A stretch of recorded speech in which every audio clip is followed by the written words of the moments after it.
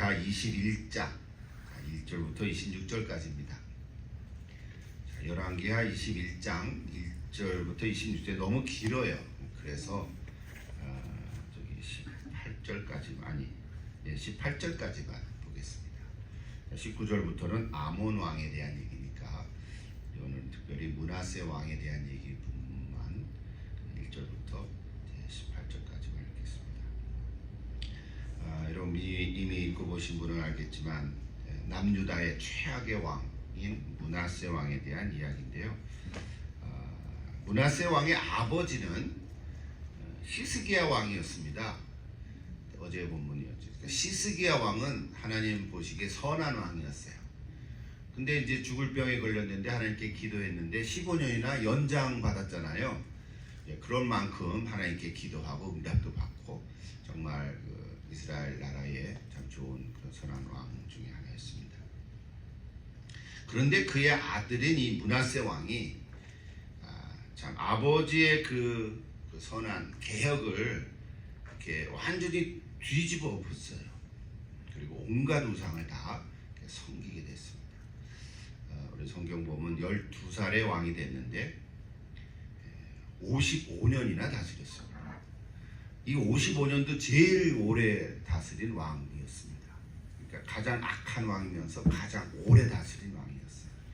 그러니까 남유다가 그냥 완전히 이제 폭삭망하는 그런 시대가 됐습니다. 죄의 통제력을 상실한 거죠.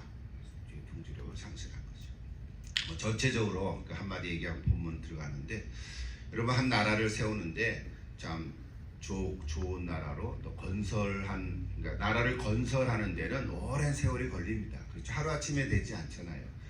오랜 세월이 걸리고 또 이 사람 저 사람 많은 사람들의 협력과 또 한 마음으로 나라를 세우는데, 그런 나라가 무너지는 거는 한순간인 거예요. 역사가 그렇습니다. 그렇죠? 물론 한순간이라서 하루아침은 아니지만 하루아침에 넘어지기 시작하면서 급속하게 나라가 나락으로 떨어지는 것들을 봅니다. 오늘 이 시대도 마찬가지. 오늘 시대도 예외는 아닌 거예요. 그래서 오늘 뭐라 그럴까요? 오늘 이제 악한 왕 므낫세 왕에 대한 말씀을 나누지만 오늘날에도 그런 모습을 보면서, 그래서 하나 먼저 결론은 선한 자가 지도자가 돼야 된다 하는 사실이에요. 능력이 많고 적을 떠나서 선한 사람은 그 옆에 또 좋은 사람이 붙거든요. 신하들이 능력 있는 사람이 붙는데 악한 왕은 그렇지 못한 거예요. 그래서 이것이 오늘 전체로 이렇게 생각할 수 있는 묵상하는 교훈 중에 하나입니다. 자, 먼저 1절부터 9절까지 먼저 볼까요? 1절부터 9절까지만 조금 길지요. 그래도 한 절씩 제가 오늘 말씀을 짧게 할 테니까 성경을 한번 읽어보고요. 1절부터 9절까지 한 절씩 해독하겠습니다. 므낫세가 왕이 될 때에 나이가 12세라. 예루살렘에서 55년간 다스리니라. 그의 어머니의 이름은 헵시바더라.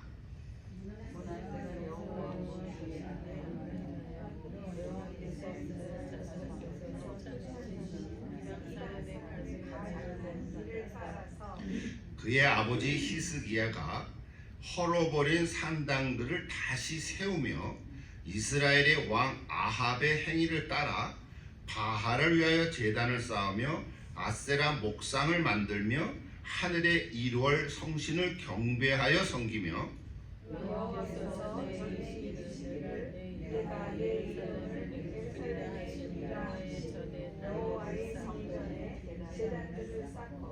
또 여호와의 성전 두 마당에 하늘의 1월 성신을 위하여 제단들을 쌓고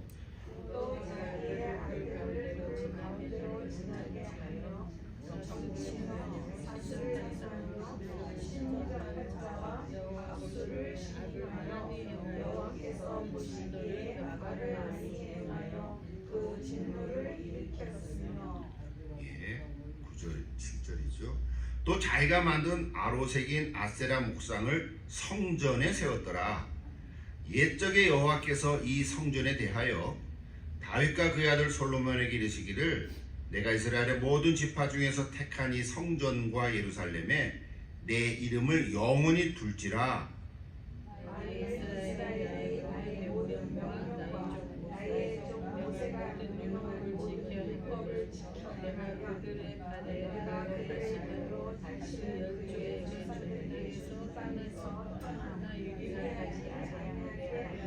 구절 같이 읽습니다. 이 백성이 듣지 아니하였고 므낫세의 꾀을 받고 악을 행한 것이 여호와께서 이스라엘 자손 앞에서 멸하신 여러 민족보다 더 심하였더라. 예. 9절까지만 읽어도 대충 어떤 사람인지 알겠죠, 그죠? 예. 이 므낫세의 악행 이런 소제목 있잖아요. 자, 악행의 중심에는 뭐가 있냐면요, 뭐가 있는 게 아니라 하나님이 없는 거예요. 우리가 선과 악을 얘기하잖아요. 근데 많은 이 세상 사람들은, 사회에서 사는 사람들은 선과 악의 기준이 뭡니까? 범죄에서 감옥에 갇히는 건 악인 거예요. 근데 잘못을 해도 안 걸리면 아직 악이 아닌 거예요. 잘 빠져나가려고 하는 거죠.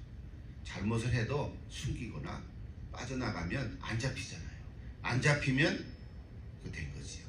아, 오늘 럭키했네, 뭐 이런 생각을 하는 거예요. 그러니까 선과 악의 기준이, 그래도 조금 생각 있는 사람들은 뭐 교육을 했거나 철학을 했거나 어떤 종교적이 있는 사람들은 선과 악의 기준이 조금 다르죠, 그죠? 근데 오늘 성경의 선과 악의 기준은 하나님이 있느냐 하나님이 없느냐, 그거예요. 우리가 악이라고 이야기를 많이 하지만 하나님이 없는 것은 악인 거예요. 이 기준이 우리 속에 있어요. 그러니까 사람을 볼 때도 저 사람 좀 모자라, 좀 능력도 좀 부족한 것 같아. 그래도 하나님 믿으면 선한 사람입니다. 우리가 그 기준을 가지고 있어요.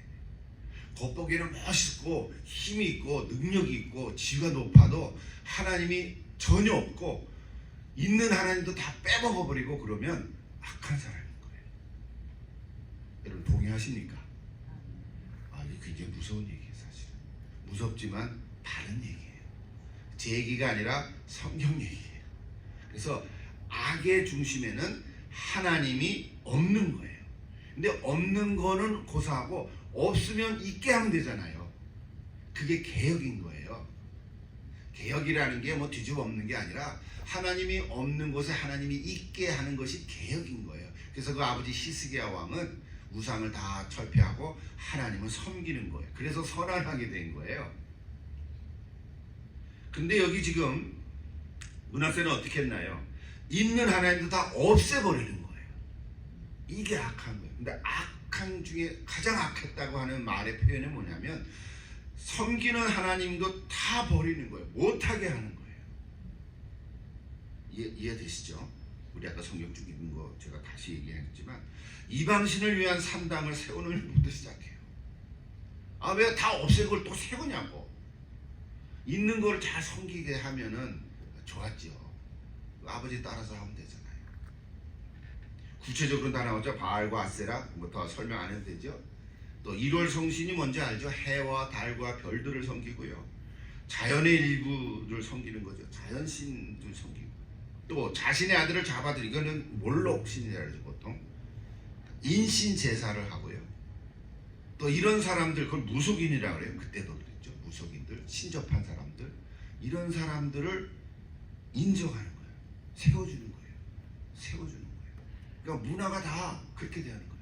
요즘 우리 이 시대도요, 그냥 재미로 보는 그 점치는 정도가 아니라 이것이 일상화돼 버리면 이거는 큰일 나는 거예요. 무속이 옛날에는 저 어디 구석쪽에 있었어요. 옛날에 제 한국에 있을 때 청량리가 아마 있었어요. 근데 지금은 막 구석구석에 있고, 이제는 이제 셀폰이 있어 보니까 셀폰에 떠도 이날의 운수 뭐 이런 것들이 그냥 떠요. 여러분 본 적 있어요? 저는 안 봤는데 옛날에 본 적이 있었죠. 이제 군대에 갔다가 이제 제대할 때 이제 다방, 그때 다, 요즘 다방이 없죠. 다방에 있으면은 이렇게 10원짜리 하나는 뭐 밖에서 뭐 탁 나와. 이날의 운수. 근데 이게 통계잖아요. 그러니까 다 돈 먹는 건데 그냥 재미로 보지만 그 생각이 뇌리에 박힌단 말이에요. 오늘은 저 동쪽으로 가라. 그러면 좋은 일이 생길 것이다. 이따 얘기거든요. 오늘은 뭐 여자를 조심해라. 뭐 이따 얘기거든요. 그러니까 이런 것이 다 별거 아닌데 우리의 정신을 조금씩 잡아먹는 거예요. 이게 무속이에요. 여러분, 무속신앙이라는 게 무섭습니다. 사람의 정신세계를 공부 많이 해도 소용없어요. 박사학위를 받아도 소용없어요. 지난주에 얘기했잖아요. 샤머니즘이 밑에 깔려요.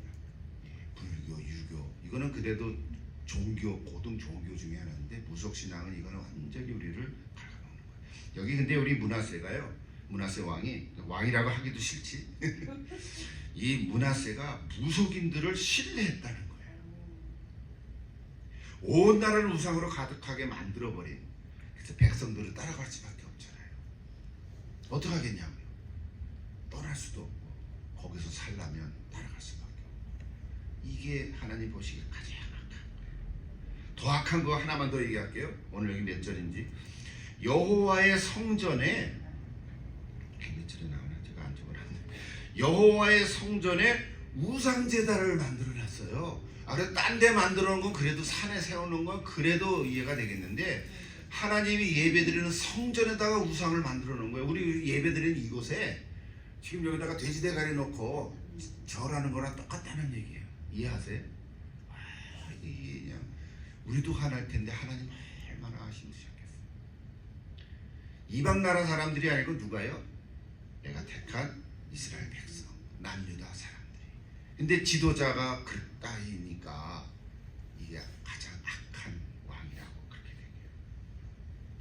백성들이 하나님을 향한 신앙이 무너진 거는 물론 그들이 순종하지 않은 것도 있겠죠, 그죠? 제대로 순종했으면 됐지. 그러나 제1차적인 책임은 왕에게 있단 말이에요.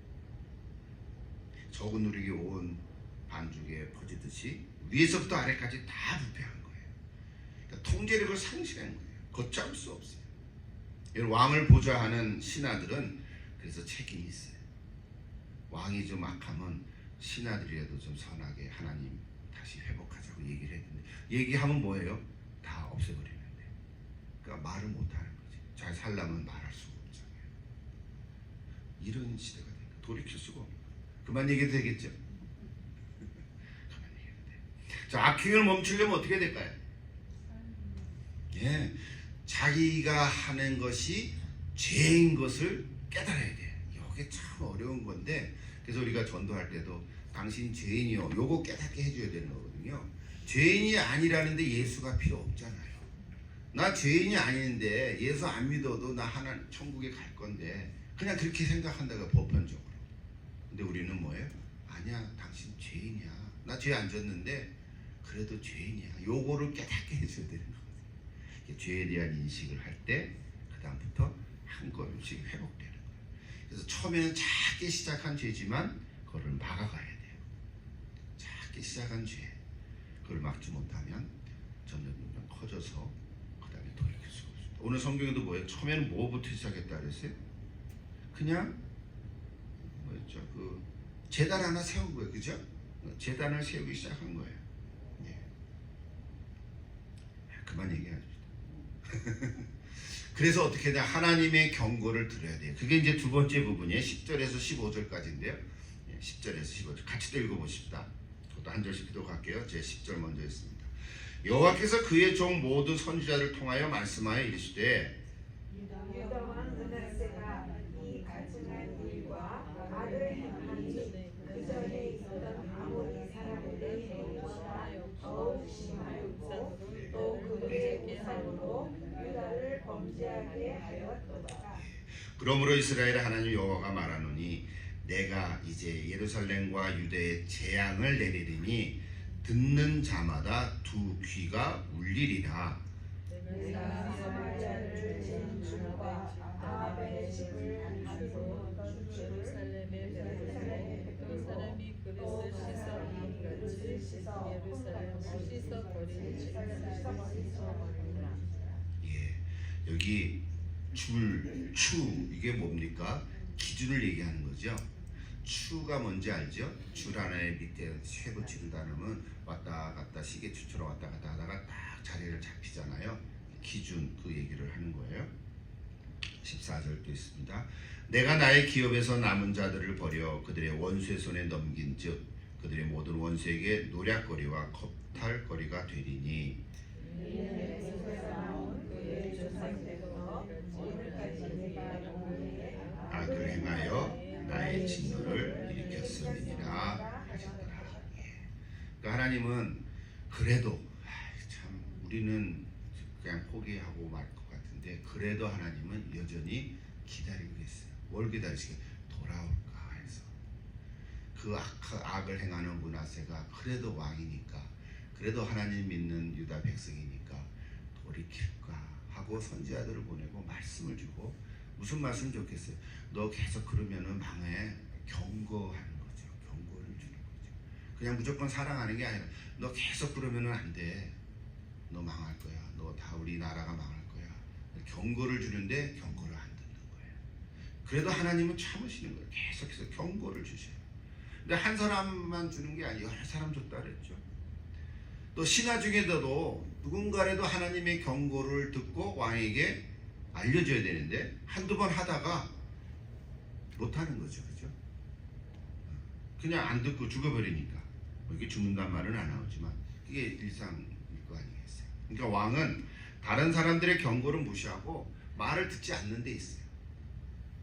다른 사람의 말을 안 듣어요. 자, 이런 일이 반복되면 어떻게 됩니까? 경고하는 사람들이 없어집니다.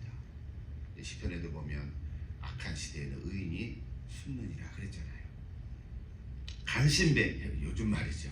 간신배들만 주위에 남아있게 되는 거예요. 자기 입속을 채우고 한몫하려는 그런 못된 자들만, 또 아부하고 듣기 좋은 소리만 이렇게 빌붙어 있는 거죠. 참 불쌍하죠. 결국은 둘 다 망하고 말 것입니다. 그러니까 심판은 전적으로 므낫세 때문만은 아니에요.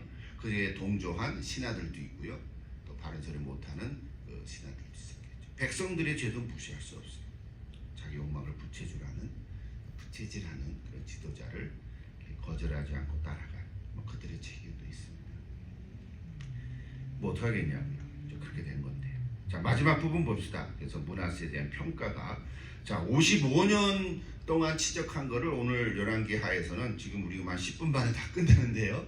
자, 같이 한번 다시 읽어보십시다. 16절부터 18절까지인데, 예, 16, 17절 석절이니까 그냥 다 같이 읽으십시다. 16절. 므낫세가 유다에게 범죄하게 하여 여호와께서 보시기에 악을 행한 것 외에도 또 무죄한 죄의 피를 심히 많이 흘려 예루살렘이 끝에서 저 끝까지 가득하게 하였더라. 므낫세의 남은 사족과 그가 행한 모든 일과 범한 죄는 유다왕 역대 지략에 기록되지 아니하였느냐. 므낫세가 그의 조상들과 함께 잠에 그의 궁궐 동산 곧 우사의 동산에 장사되고 그의 아들 아몬이 대승하여 왕이 되니라 그랬습니다. 예. 이제 우리 20분 만에 끝나는데 평가한다는 게 어불성설이죠, 그죠? 한두 마디로 안 했지만 또 역대기에 보면 똑같이 나오지만, 자, 성경은 그래서 딱 구약의 역사서를 통해서 한마디로 항상 평가를 내립니다. 아까 이미 서론에서 얘기했지만 하나님 앞에서 악을 행한 왕이었더라. 그거예요. 선한 왕이었더라. 뭐 그가 얼마나 많은 업적을 남긴 거에 관계가 없어요.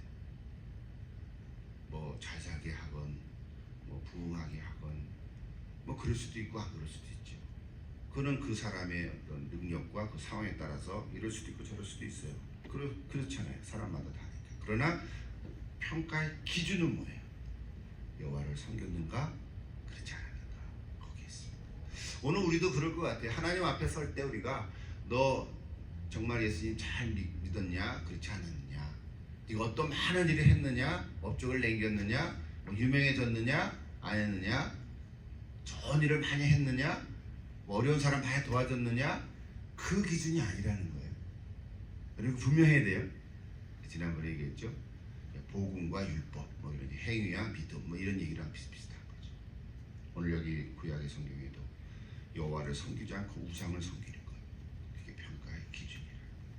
그토록 반복하고 우리 구약 얘기할 때마다 그렇게 여러 번 얘기하고 또 얘기하는데 뒤지게 말 안 듣네 진짜 이스라엘 백성들. 그렇잖아요. 우리 그런 생각 많이 하잖아요. 그렇게도 말 안 들을까 이런 생각해요. 근데 그들 얘기할까요? 우리는 어떤가 아주 돌이켜보는 거죠. 우리도 이렇게 말 안 들을 때 얼마나 많나요? 이게 이제 우리의 모습을 돌이켜보는 거예요. 그렇습니다. 하나님께서는 그래도 사랑하시고 인내하고 기다리고, 그래도 우리는 조금 버티다가 돌아오잖아요. 그렇지 않습니까? 조금 버티다가 돌아와요. 우리는 그래도 감사해요. 그게 하나님의 은혜입니다. 오늘 저와 여러분이 다 은혜 받은 사람이기 때문에 조금 내 마음대로 하다가 돌아오거든요. 이게 하나님의 은혜를 베푸시는 거죠. 경건한의 말씀을 듣는다. 여기 16절 마지막 보시다. 한 절로 평가를 내리잖아요. 므낫세가 유대에게 범죄하게 하여 여호와 보시기에 악을 행한 것 왜? 요거예요. 네가 왕으로 세움을 받았는데 이스라엘 백성들을 악하게 했냐? 이 책임을 내가 묻겠다 그러는 거거든요. 근데 그 외에도 뭐가 있다고 그랬어요? 무죄한 자의 피를 심히 많이 흘렸다. 사람 많이 죽인 거예요. 어느 정도예요? 예루살렘 이 끝에서 저 끝까지 가득하게 하더라. 일일이 다 얘기하는. 그러니까 얼마나 많은 사람을 죽였겠냐고요. 바른 말을 하는 사람 다 죽이는 거지 그냥. 진짜 악한 지도자. 어떻게 이제 마지막 마무리에서 어떻게 이렇게까지 됐을까? 여기 성경은 어떻게 이렇게까지 됐을까? 근데 그의 아버지 시스기 왕은요, 오늘 얘기 못했지만 개혁한 왕이자 선한 왕이었잖아요. 시스기 왕이 다 잘한 건 아니에요, 그죠? 그래도 하나님 중심으로 산다고 애를 써서 우상을 철폐하고 산당을 제거하고 백성들로 하여금 하나님 섬기도록 해줬단 말이에요. 그것을 하나님이 선하게 본 거거든요. 오늘 저와 여러분도 마찬가지예요. 근데 어떻게 12살 먹은 아이가 왕이 됐는데 아버지를 안 닮아갔을까? 그래서 오늘 우리에게 주신 메시지 하나 맞추고 얘기하고 마칠게요. 이런 거예요. 이 교훈이면서 메시지인데, 아버지의 신앙이 자연적으로 아들에게 넘어가는 거 아니다. 옛날에는 아버지 신앙이 좋았으면 자녀들도 자연히 좋아지는 것 같았어요. 근데 이제는 안 그런 것 같아요. 안 그럴 수도 있는 것 같아요. 아버지가 훌륭해도 자녀들은 깽판인 애들도 있어요. 그렇죠? 아버지가 완전히 그냥 뭐라 그럴까요? 막 술거래, 술주정뱅이에다가 막 또 자기 아내들 양양 좁히고 막 폭력을 행하고 막 그래도 그런 가정에서 아이들이 또 훌륭하게 된 경우도 있죠. 다 그런 건 아니지만. 그래서 오늘 교훈이 뭐예요? 아버지의 신앙이 곧바로 아들에게 물려주지는 않는 것이다. 그러니까 선대의 신앙이 자식의 신앙으로 자동으로 보장되지 않는다 라고 하는 것을 오늘 우리에게 보여주고 있습니다. 뭐 하면 될까요? 우리가 오늘 특별히 우리 자녀를 위해서 기도해요. 기도 시간 말씀 이제 마치고요. 개인 기도할 시간인데, 그래서 여러분 자신을 위해서 기도하시고, 특별히 우리 자녀들이, 여러분 다 자녀들이 그래도 있잖아요. 다 성장한 자녀들, 이제 손주들까지 있잖아요. 그들을 위해서 여러분 다 기도할 수밖에 없어요. 이제 우리 어르신들 말로 어렸을 때 치마폭의 아이들이지 이제는 머리 위에 꼭대기 올라가 있잖아요. 뭐 이런 세상 말들이지만 그래도 오늘 우리들은 그래도 참 착한 자녀들 다 주셨잖아요. 그래서 우리 자녀들이 좀 하나님 잘 믿는 자녀들이 되도록, 믿음의 유산을 물려받는 자녀들이 되도록, 그 우리 기도의 제목입니다. 우리 교회적으로 여러분요, 개혁은 한 번으로 이루어지는 것이 아니라 지속되어야 된다. 이 교훈이 있습니다. 라틴 말로 항상 이용되는 건데, 셈페르 레포르만다 이렇게 얘기합니다. 셈페르는 항상이랍니다. always, 항상 레포르만다, 개혁되어야 된다. 에클레시아라는 말이 교회인 걸 알죠, 그죠? 그래서 에클레시아 레포르마타, 그러니까 교회의 개혁은 셈페르 레포르만다. 이게 이제 그냥 표같이 슬로건 같이 우리 신학을 하는 사람은 이 정도 이제 합니다. 우리 목사님 옛날 다 배웠었죠, 그죠? 근데 잊어먹었죠. 다시 보세요. 셈페르 레포르만다. 항상 개혁해야 됩니다. 우리는 완성될 수 없습니다. 오늘 저와 여러분도 내 개인의 신앙이 완성되지 않고 계속해서 새로워질 줄 믿습니다. 그리고 새로운 그런 삶으로 또 살아가시기를 기도합니다. 같이 한번 기도하십시다.